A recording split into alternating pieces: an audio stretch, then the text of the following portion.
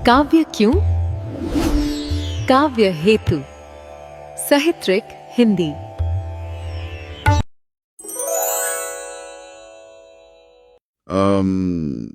क्या कभी किसी बेहतरीन कविता को पढ़कर या किसी बहुत ही शानदार पेंटिंग को देखकर मन में सवाल आया है कि आखिर ये रचनात्मकता जन्म कैसे लेती है? ये तो एक ऐसा सवाल है जो अक्सर हर कला प्रेमी के मन में आता है। बिल्कुल। मतलब क्या कोई महान रचनाकार जन्म से ही महान होता है या फिर अपनी दिन रात की मेहनत और दुनियादारी की समझ से वो उस मुकाम तक पहुंचता है? रचनात्मकता और प्रतिभा का ये रहस्य सदियों से इंसानी दिमाग को उलझाता रहा है और आज की हमारी इस गहन चर्चा में हम इसी रहस्य की तह तक जाने की कोशिश करेंगे। और इस गुत्थी को सुलझाने के लिए आज हम जिन स्रोतों का सहारा ले रहे हैं ना, वे कोई आज के दौर की मॉडर्न सेल्फ हेल्प किताबें नहीं है। हम सीधे प्राचीन भारतीय काव्य शास्त्र के सिद्धांतों में गोता लगाने वाले हैं। हाँ, जो कि बहुत ही दिलचस्प होने वाला है। सच में आज की इस चर्चा का आधार विकिपीडिया के साथ साथ डॉक्टर अमरेंद्र नाथ त्रिपाठी और डॉक्टर धनंजय वासुदेव द्विवेदी के बेहद शोधपूर्ण अकादमिक आलेख हैं। इन स्रोतों के जरिए हम ये समझेंगे कि सदियों पहले हमारे भारतीय आचार्यों ने रचनात्मकता के या कहीं क्रिएटिविटी के विज्ञान को कैसे डिकोड किया था। तो हमारा मिशन आज यही समझना है कि प्राचीन संस्कृत आचार्यों ने रचनात्मकता के जिन 3 स्तंभों की खोज की थी, वे आज के दौर में भी किसी भी क्रिएटिव फील्ड के लिए एक मास्टर क्लास कैसे साबित हो सकते हैं। संस्कृत के इन विद्वानों ने किसी भी महान रचना के पीछे के मूल कारण को काव्य हेतु का नाम दिया था। सही कहा। हेतु का मतलब ही होता है कारण या वजह। हाँ, हेतु यानी कारण। और उन्होंने इसके 3 मुख्य मूलभूत स्तंभ बताए हैं: प्रतिभा, व्युत्पत्ति और अभ्यास। प्रतिभा यानी वो शुरुआती स्पार्क या जीनियस, व्युत्पत्ति यानी दुनिया और विषयों का गहरा ज्ञान, और अभ्यास यानी निरंतर प्रयास। इस पूरे विषय में जो बात सबसे ज्यादा ध्यान खींचती है वो ये है कि प्राचीन विद्वानों ने किसी भी मास्टरपीस को केवल एक रातों रात होने वाला चमत्कार नहीं माना था। बिल्कुल नहीं। उन्होंने इसे एक पूरी मनोवैज्ञानिक और बौद्धिक प्रक्रिया के रूप में देखा और इन तीनों हेतुओं में सबसे ज्यादा बहस और सबसे गहरा विचार जिस बिंदु पर किया गया है वो है प्रतिभा। आचार्य वामन ने अपने सूत्रों में प्रतिभा को स्पष्ट करते हुए एक बहुत ही खूबसूरत बात कही है। उन्होंने कहा है, कवित्व बीजम प्रतिभानम। कवित्व बीजम प्रतिभानम यानी कविता का बीज। जी, यानी प्रतिभा कविता या किसी भी रचना का वो मूल बीज है जिसके बिना सृजन या तो संभव ही नहीं है, या अगर किसी ने जबरदस्ती मतलब बिना टैलेंट के कुछ रचने की कोशिश भी की तो वो केवल उपहास का कारण बनता है। लोग हंसते हैं उस पर। ये बीज वाला रूपक काफी दिलचस्प है। जाहिर है, अगर जमीन में बीज ही नहीं है तो आप उसमें कितना भी पानी डाल लें, पेड़ तो नहीं उगेगा। लेकिन इस बीज को हम असल में कैसे परिभाषित करें? क्या ये सिर्फ कुछ अलग करने की एक इच्छा है या दिमाग की कोई खास बनावट? इसे बहुत ही बारीकी से समझाने के लिए हमें आचार्य भट्टतौत के उस मशहूर उद्धरण की ओर रुख करना होगा जहां वे कहते हैं, प्रज्ञा नवोन्मेषशालिनी प्रतिभा मता। नवोन्मेषशालिनी, इसका अर्थ हुआ हमेशा कुछ नया करने वाली? एकदम सही। इसका अर्थ है वो बुद्धि जो हर बार कुछ नया, कुछ ताजा और अनोखा रचने की क्षमता रखती हो। अभिनव गुप्त ने भी इसी विचार को विस्तार देते हुए कहा कि अपूर्व वस्तु के निर्माण में सक्षम बुद्धि ही प्रतिभा है। अपूर्व वस्तु? हाँ, यहाँ अपूर्व शब्द बहुत महत्वपूर्ण है। अपूर्व यानी ऐसा कुछ जो पहले कभी न देखा गया हो, न सुना गया हो। प्रतिभा सामान्य रोजमर्रा की चीजों में से भी कुछ ऐसा असाधारण निकाल लाती है जो देखने या सुनने वाले को हैरान कर दे। हमारे स्रोतों में इसका एक बहुत ही शानदार उदाहरण दिया गया है, गोस्वामी तुलसीदास जी का रामचरितमानस। अगर हम ऐतिहासिक नजरिए से देखें तो राम कथा तो वाल्मीकि जी ने भी लिखी थी। हाँ, और तुलसीदास जी से पहले और उनके बाद भी अनगिनत कवियों ने लिखी है। बिल्कुल, कहानी वही थी, पात्र वही थे, घटनाक्रम भी वही था, लेकिन जो गहराई और जो असीम रस तुलसीदास जी की रचना में मिलता है वो अन्यत्र दुर्लभ है। उन्होंने उसी पुरानी कथा को एक ऐसे नए और अपूर्व सांचे में ढाला कि वो जन जन की आवाज बन गई। और यही वो नवोन्मेषशालिनी प्रज्ञा है। हाँ, जिसे प्रतिभा कहा गया है। ये उदाहरण एकदम सटीक बैठता है। प्रतिभा कैसे काम करती है, इस पर आचार्य आनंदवर्धन का एक विचार भी बहुत ध्यान देने योग्य है। वो कहते हैं कि प्रतिभा में एक तरह की दोषों को छिपाने की शक्ति होती है। दोषों को छिपाने की शक्ति, ये तो बहुत ही व्यवहारिक बात है ना? मान लीजिए किसी रचनाकार के पास व्युत्पत्ति यानी तकनीकी ज्ञान की थोड़ी कमी रह जाए, तो उसकी जन्मजात प्रतिभा उस कमी को ढक लेती है। पाठक या दर्शक उसकी तकनीकी गलतियों को नजरअंदाज कर देते हैं, क्योंकि उस रचना की मूल भावना में एक अलग ही कशिश होती है। जैसे किसी फिल्म की कहानी इतनी दमदार हो कि हम उसकी कमजोर एडिटिंग को माफ कर देते हैं। बिल्कुल सटीक तुलना है ये, लेकिन इसका उल्टा सच नहीं है। आनंदवर्धन स्पष्ट कहते हैं कि अगर किसी के पास दुनिया भर का तकनीकी ज्ञान हो पर प्रतिभा का वो स्पार्क ना हो, तो वो ज्ञान किसी काम का नहीं रहता। प्रतिभा के बिना रची गई कोई भी चीज पूरी तरह से प्राणहीन और यांत्रिक लगती है। तो एक तरह से प्रतिभा वो आवरण है जो ज्ञान की छोटी मोटी कमियों को अपनी चमक से छुपा सकता है। लेकिन यहाँ एक सवाल और उठता है, क्या प्रतिभा सिर्फ रचना करने वाले के पास ही होती है? क्योंकि कई बार कोई कलाकृति तब तक महान नहीं बनती जब तक कोई उसे गहराई से समझकर दुनिया को न बताए। ये बहुत ही गहरा सवाल है और इसका जवाब आचार्य राजशेखर के वर्गीकरण में मिलता है। राजशेखर ने प्रतिभा को बहुत ही अनोखे तरीके से दो भागों में बांटा है, एक कार्ययत्री और दूसरी भावयत्री। कार्ययत्री और भावयत्री। हाँ, कार्ययत्री प्रतिभा वो है जो रचनाकार, कवि या कलाकार के अंदर होती है, जिससे वो सृजन करता है। और भावयत्री प्रतिभा वो है जो एक आलोचक, एक श्रोता या पाठक के अंदर होती है। मुझे ये वाला हिस्सा बहुत प्रासंगिक लगता है। इसका मतलब है कि किसी बेहतरीन रचना का पूरा आनंद लेने के लिए या उसकी असली अहमियत समझने के लिए सामने वाले के पास भी खास तरह का टैलेंट आना चाहिए। बिल्कुल होना चाहिए। आज के दौर में भी हम देखते हैं कि कई बार एक बहुत ही जटिल फिल्म या कोई गूढ़ रिसर्च पेपर तब तक लोगों की समझ में नहीं आता जब तक कोई भावयत्री प्रतिभा वाला समीक्षक या विश्लेषक उसे डिकोड ना कर दे, बल्कि इसे रचनाकार और ग्रहण करने वाले के बीच का एक साझा अनुभव बना देता है। इसके आगे राजशेखर रचनाकार की कार्ययत्री प्रतिभा के भी 3 बहुत ही रोचक प्रकार बताते हैं। अच्छा, वे 3 प्रकार कौन से? पहली है सहजा, जो इंसान को उसके पूर्व जन्म के संस्कारों से या कहें तो जन्मजात मिलती है। दूसरी है आहार्या, जो इस जन्म में लगातार अध्ययन, अनुभव और ज्ञान अर्जित करने से पैदा होती है। और तीसरी है औपवेशिकी, जो किसी गुरु के उपदेश, मंत्र या तंत्र विद्या से प्राप्त होती है। अब सहजा और आहार्या तो समझ में आते हैं, जन्मजात टैलेंट और मेहनत से कमाया हुआ टैलेंट, लेकिन ये औपदेशिकी वाला हिस्सा थोड़ा रहस्यमयी लगता है। क्या सिर्फ किसी गुरु से कोई मंत्र ले लेने से इंसान के अंदर रचनात्मकता पैदा हो सकती है? अगर हम इसे प्राचीन भारतीय गुरुकुल परंपरा के संदर्भ में देखें ना, तो मंत्र या उपदेश का मतलब सिर्फ कुछ शब्दों का उच्चारण नहीं था। ये एक अत्यंत कठोर मानसिक और आध्यात्मिक अनुशासन का प्रतीक था। एक तरह की ट्रेनिंग। बिल्कुल। जब कोई गुरु अपने शिष्य को कोई विशेष उपदेश या ध्यान की विधि देता था, तो उसका उद्देश्य शिष्य की मानसिक एकाग्रता को चरम पर ले जाना होता था।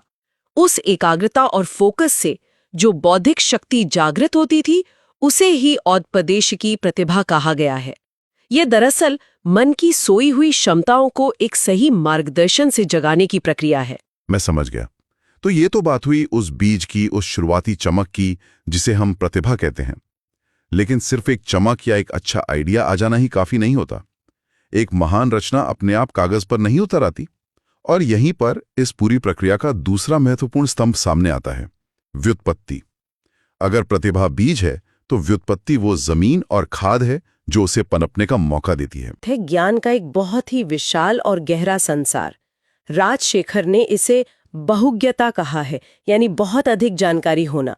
उन्होंने इसे उचित अनुचित का विवेक भी कहा है। उचित अनुचित का विवेक यानी क्या सही है और क्या गलत, इसका ज्ञान। हाँ, जब किसी व्यक्ति के पास बहुत सारा ज्ञान होता है, तभी वो ये तय कर पाता है कि उसकी रचना में कौन सा विचार, कौन सा शब्द या कौन सी तकनीक सही बैठेगी और कौन सी नहीं। स्रोतों के अनुसार प्राचीन विद्वानों ने ज्ञान को मुख्य रूप से 2 हिस्सों में बांटा है, पहला है लौकिक ज्ञान और दूसरा है शास्त्रीय ज्ञान। लौकिक ज्ञान का मतलब तो शायद वही हुआ जो किताबों से बाहर की दुनिया में मिलता है, वर्ल्डली नॉलेज जिसे हम कहते हैं। हाँ, लौकिक ज्ञान वह है जो चराचर जगत यानी स्थावर और जंगम, जड़ और चेतन, हर चीज के व्यवहार को देखने और परखने से मिलता है। प्रकृति कैसे काम करती है, समाज कैसे चलता है, इंसान किस परिस्थिति में कैसा व्यवहार करता है, इन सब का बारीकी से निरीक्षण करना ही लौकिक ज्ञान है। और दूसरा है शास्त्रीय ज्ञान, जो महान ग्रंथों, पिछले विचारकों के कार्यों और स्थापित शास्त्रों के गहन अध्ययन से प्राप्त होता है। जब हम शास्त्रों के अध्ययन की बात करते हैं ना, तो हमारे प्राचीन आचार्यों की अपेक्षाएं सच में हैरान करने वाली हैं।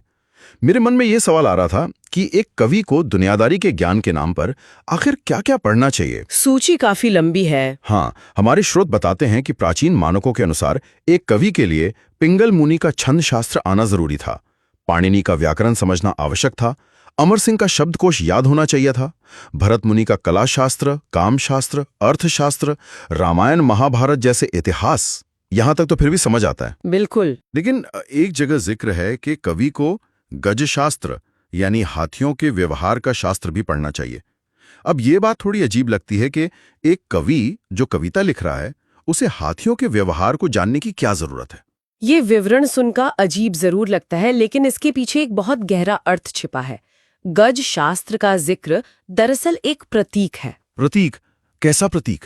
प्राचीन भारत में एक रचनाकार या कवि को सिर्फ अपनी कल्पनाओं में उड़ने वाला कोई भावुक इंसान नहीं माना जाता था। उसे एक ऐसा महाज्ञानी माना जाता था जिसकी नजर जीवन और प्रकृति के हर छोटे बड़े पहलू पर हो। अगर कोई कवि किसी युद्ध का वर्णन कर रहा है तो उसे पता होना चाहिए कि हाथियों की सेना कैसे व्यवहार करती है। अगर वह राजा के दरबार का वर्णन कर रहा है तो उसे अर्थशास्त्र और राजनीति का ज्ञान होना चाहिए। ये तो किसी भी आधुनिक प्रोफेशन पे लागू होता है। मान लीजिए कोई बहुत ही टैलेंटेड सॉफ्टवेयर डेवलपर है, उसमें कोडिंग की प्रतिभा कूट कूट कर भरी है, वो एक बहुत ही शानदार ऐप बनाता है। सही बात है। लेकिन अगर उसे इंसानी मनोविज्ञान, मार्केट की जरूरतों या डिजाइन एस्थेटिक्स का लौकिक ज्ञान नहीं है, तो उसका वो ऐप कभी सफल नहीं होगा। उसे उस ऐप को लोगों तक पहुंचाने के लिए व्युत्पत्ति यानी अलग अलग विषयों की समझ चाहिए ही चाहिए।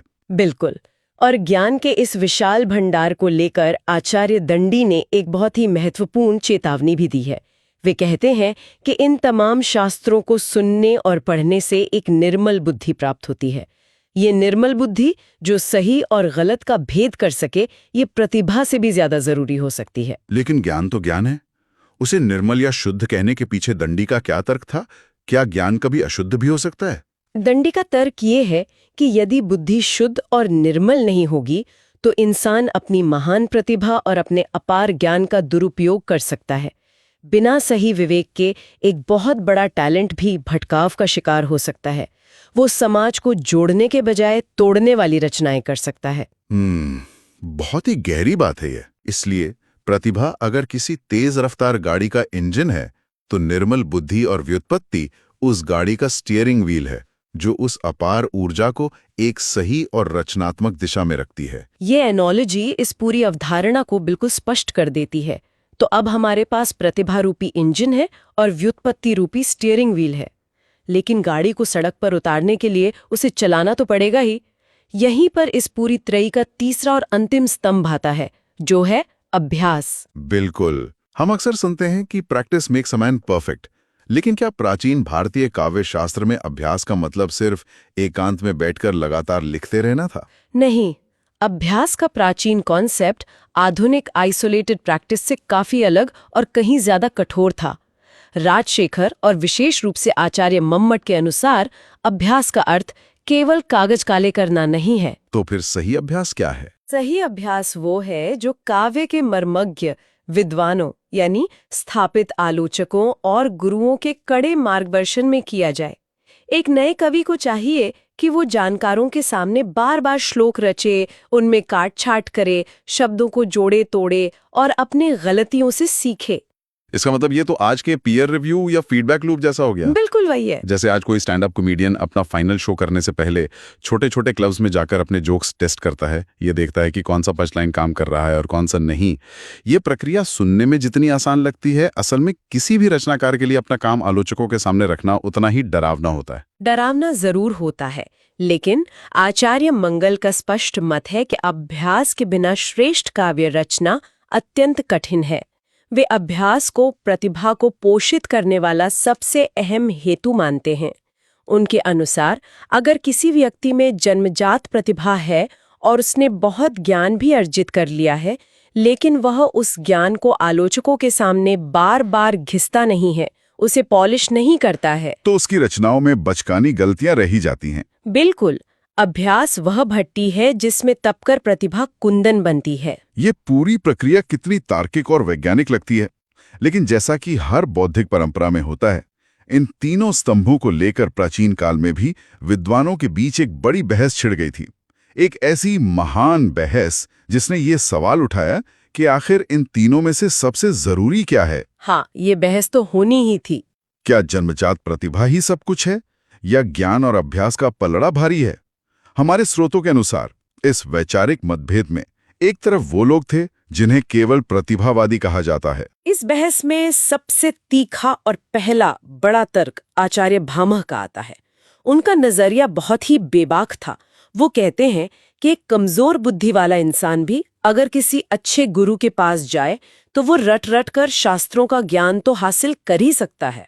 हाँ, व्युत्पत्ति तो कोई भी पा सकता है, लेकिन काव्य की रचना करना या कुछ सच में नया बनाना केवल और केवल उसी के बस की बात है जिसके पास जन्मजात प्रतिभा हो। उनके लिए प्रतिभा के बिना बाकी दोनों चीजें शून्य हैं। भामा का तर्क अपनी जगह है, लेकिन पंडितराज जगन्नाथ तो इस विचार को एकदम चरम पर ले जाते हैं। अकादमिक जगत में उन्हें केवल प्रतिभावादी की उपाधि ही दे दी गई है। उनका तर्क बड़ा ही व्यवहारिक और रोजमर्रा के अनुभवों पर आधारित लगता है। वो कैसे? वे कहते हैं कि कई बार हमने देखा है कि छोटे छोटे बच्चों में जिन्हें अभी दुनियादारी का कोई ज्ञान नहीं है, यानी व्युत्पत्ति नहीं है, और जिन्होंने कभी कोई कड़ा अभ्यास भी नहीं किया है, उनमें भी कविता रचने या कोई वाद्य यंत्र बजाने की अद्भुत क्षमता होती है। बिल्कुल, ऐसे चाइल्ड प्रोडिजीज या बाल प्रतिभाओं के उदाहरण हर युग में रहे हैं।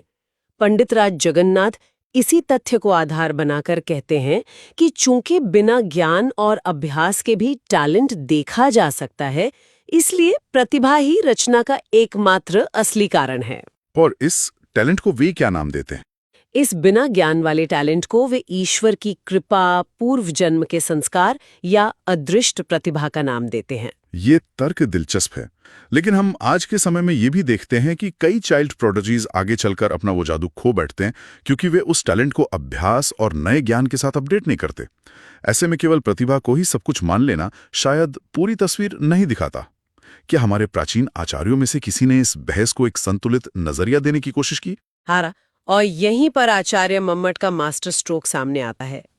इस पूरी महान बहस को एक बहुत ही तार्किक और मुकम्मल अंजाम तक पहुंचाने का श्रेय आचार्य मम्मट को ही जाता है। मम्मट का दृष्टिकोण पूरे भारतीय काव्य शास्त्र में सबसे सुव्यवस्थित और व्यवहारिक माना गया है।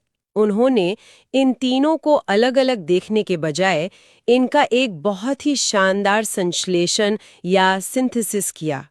वो कैसे किया उन्होंने? मम्मट का स्पष्ट मानना है कि शक्ति यानी प्रतिभा, निपुणता यानी व्युत्पत्ति और अभ्यास ये तीनों अलग अलग कारण नहीं है।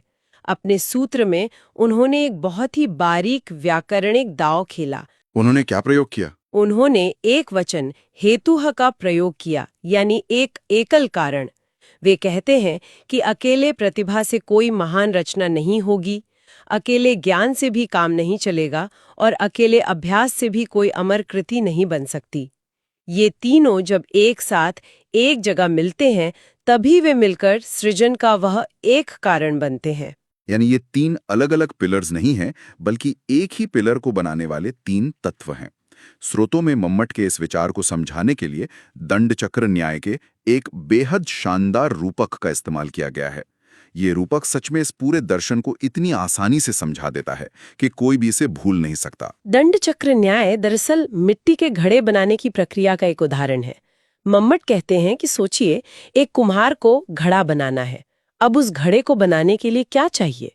सबसे पहले सही तरह की मिट्टी चाहिए, फिर वो चाक या चक्र चाहिए जिस पर मिट्टी रखी जाएगी। और उस चाक को घुमाने के लिए एक डंडा या दंड चाहिए। बिल्कुल, और इन सब का इस्तेमाल करने वाला खुद कुम्हार चाहिए। अगर हम इसे थोड़ा और गहराई से देखें तो क्या सिर्फ मिट्टी का ढेर अपने आप घड़ा बन जाएगा? नहीं। क्या सिर्फ चाक के लगातार घूमने से घड़ा बन जाएगा? बिल्कुल नहीं। और क्या दुनिया का सबसे टैलेंटेड कुम्हार बिना मिट्टी और चाक के हवा में घड़ा बना देगा? ये भी संभव नहीं है। एकदम सही। जब मिट्टी, चाक, दंड और कुम्हार ये सब एक साथ एक निश्चित समय और अनुपात में काम करते हैं, तभी घड़े का निर्माण संभव हो पाता है। यही मम्मट का निष्कर्ष है। ठीक इसी तरह जब किसी व्यक्ति के भीतर जन्मजात रचनात्मकता होती है, वह चराचर जगत और शास्त्रों का गहरा ज्ञान अर्जित करता है और एक गुरु या आलोचकों के निर्देशन में कठोर मेहनत करता है, तभी जाकर उस कलाकृति का जन्म होता है जो सदियों तक जिंदा रहती है। मम्मट का ये दंड चक्र न्याय प्रतिभा बनाम अभ्यास की इस पूरी ऐतिहासिक गुत्थी को हमेशा के लिए एक बहुत ही शांत और तार्किक तरीके से सुलझा देता है। तो इस पूरी गहन चर्चा को अगर हम आज के परिप्रेक्ष्य में समेटें तो ये स्पष्ट हो जाता है कि प्राचीन भारतीय काव्यशास्त्र का यह दृष्टिकोण केवल कविताएं लिखने तक सीमित नहीं है। यह आज के दौर के किसी भी रचनात्मक कार्य के लिए एक अचूक ब्लूप्रिंट है। बिल्कुल। चाहे कोई टेक स्टार्टअप बनाना हो, कोई रिसर्च पेपर पब्लिश करना हो या सिनेमा बनाना हो, जन्मजात रचनात्मकता प्लस दुनिया का गहरा ज्ञान प्लस सही मार्गदर्शन में लगातार सुधार, यही सफलता का असली और टाइम टेस्टेड मास्टर क्लास है।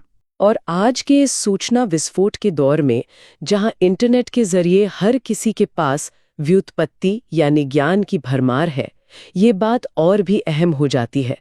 आज डेटा की कोई कमी नहीं है। कई लोगों के पास पैदाइशी प्रतिभा भी है। हाँ, टैलेंट की कमी नहीं है। लेकिन राजशेखर ने जिस उचित अनुचित के विवेक की बात की थी और आचार्य दंडी ने जिस निर्मल बुद्धि की चेतावनी दी थी, वही हमें इस शोर शराबे में खो जाने से बचा सकती है। सिर्फ टैलेंटेड होना या सिर्फ जानकारी रखना आज के समय में काफी नहीं है। उस टैलेंट को सही दिशा देने वाला विवेक और लगातार फीडबैक के साथ खुद को मांझने का अभ्यास ही किसी भी रचनात्मक प्रयास को भीड़ से अलग खड़ा करता है। प्राचीन विचारकों ने इंसानी मनोविज्ञान और रचनात्मकता के काम करने के तरीके को कितनी गहराई से डिकोड किया था, ये सच में अद्भुत है।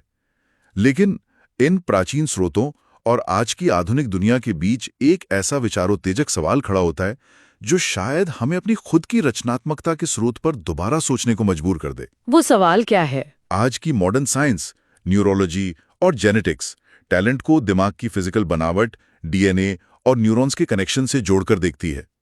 विज्ञान मानता है कि सब कुछ हमारे न्यूरल पाथवेज का खेल है। विज्ञान का नजरिया भौतिक है। लेकिन हमारे प्राचीन आचार्यों ने उस सहजा प्रतिभा को, उस शुरुआती स्पार्क को पूर्व जन्म के संस्कारों या किसी रहस्यमयी दैवी आशीर्वाद यानी अदृष्ट से जोड़ा था।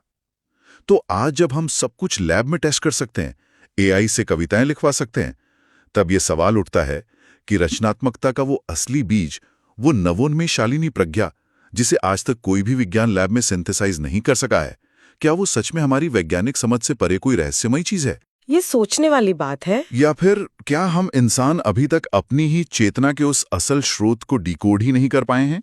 श्रोताओं के लिए एक ऐसा सवाल है जो शायद काफी समय तक उनके मन में गूंजता रहेगा।